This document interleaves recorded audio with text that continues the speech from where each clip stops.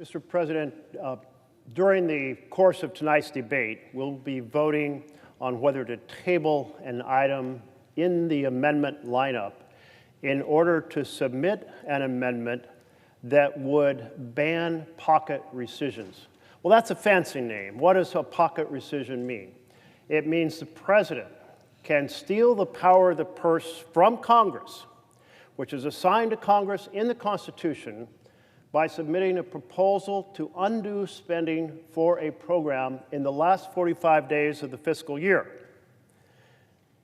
And then, because under our rules there's 45 days to consider it as a grace period, even though Congress never votes affirmatively in support of this proposal, the clock runs out and the funding for the program dies.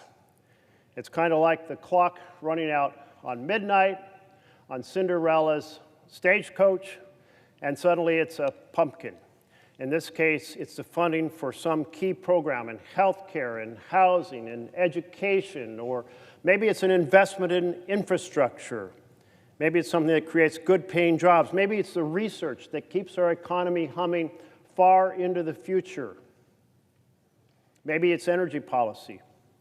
But one person, the president, says he doesn't like that program and decides to kill it by submitting a proposal to kill it in the last 45 days, and the clock runs out before Congress can vote, and then even without Congress voting, the program dies.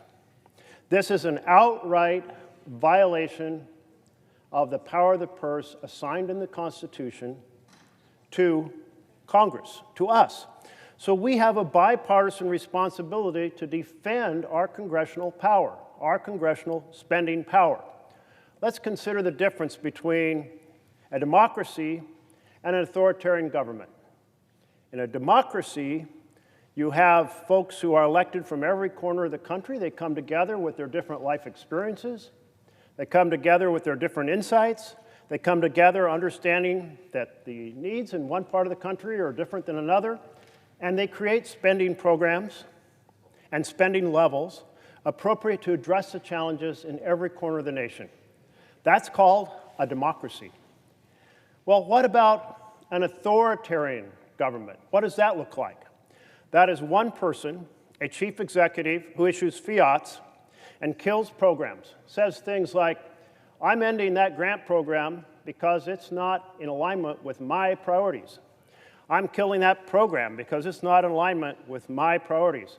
That's an authoritarian government, and that's what a, quote, pocket rescission, unquote, is. An authoritarian killing programs when the Constitution gives that power to Congress, not the executive.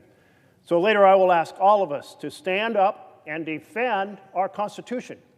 I do hope that members on both sides of the aisle will actually proceed to give that defense to the vision of a democracy rather than granting authoritarian power to an authoritarian tyrant named Donald Trump.